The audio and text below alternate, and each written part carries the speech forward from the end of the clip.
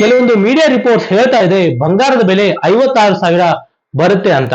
Let us find out even this is possible. ಬಂಗಾರದ ಬೆಲೆ ಈ 3 ರೀಸನ್ಸ್ ಗಳಿಂದ ಜಾಸ್ತಿ ಆಯಿತು. First reason is Russia Ukraine war. ಈ ಯುದ್ಧದಲ್ಲಿ US try to stop the war but Russia did not. So ಇದರ ಪರಿಣಾಮ ಯುಎಸ್ ರಷ್ಯಾದ ಮೇಲೆ ಸ್ಯಾಂಕ್ಷನ್ಸ್ ಗಳನ್ನ ಅಪ್ಲೈ ಮಾಡಿತು.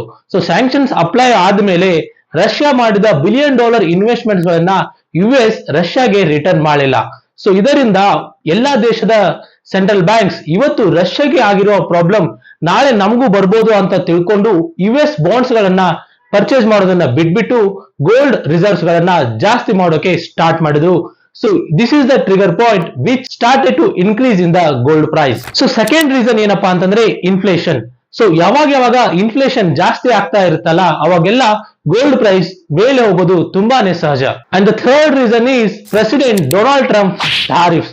ಸೊ ಪ್ರೆಸಿಡೆಂಟ್ ಡೊನಾಲ್ಡ್ ಟ್ರಂಪ್ ತಮ್ಮ ಅಧಿಕಾರಕ್ಕೆ ಬಂದ ಮೇಲೆ ಟಾರಿಫ್ಸ್ ಗಳನ್ನ ಅನೌನ್ಸ್ ಮಾಡಿ ಮಾರ್ಕೆಟ್ ನಲ್ಲಿ ಒಂದು ಅನ್ಸರ್ಟನಿಟಿನ ಸೃಷ್ಟಿ ಮಾಡಿದ್ರು. ಸೊ ಯಾವಾಗ ಮಾರ್ಕೆಟ್ ನಲ್ಲಿ ಅನ್ಸರ್ಟನಿಟಿ ಸೃಷ್ಟಿ ಆಗುತ್ತಲ್ಲ ಅವಾಗೆಲ್ಲ ಗೋಲ್ಡ್ ಪ್ರೈಸ್ ಮೇಲೆ ಹೋಗ್ತಾ ಇರುತ್ತೆ. ಸೊ ಫ್ರೆಂಡ್ಸ್, ಈಗ ಇವೆಲ್ಲ 3 ರೀಸನ್ಸ್ ಗಳು ತುಂಬಾನೇ ಸ್ಟೇಬಲ್ ಆಗಿದೆ.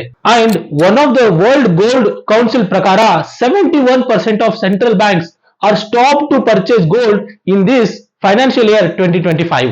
ಸೊ ಇದರಿಂದ ನಾವು ಮುಂದಿನ ದಿನಗಳಲ್ಲಿ ಗೋಲ್ಡ್ ಪ್ರೈಸ್ ಗಳಲ್ಲಿ 8 to 10% ಫಾಲ್ ಆಗೋದನ್ನ ನೋಡಬಹುದು. ಸೊ ಈ ವರ್ಷದಲ್ಲಿ ನಮ್ಗೇನಾದ್ರೂ 2 ಆಪ್ಷನ್ಸ್ ಇದ್ರೆ like fixed income or gold investment, I personally choose fixed income. Please share this video with your loved ones who are waiting in fall of gold price, and I'll see you in the next one.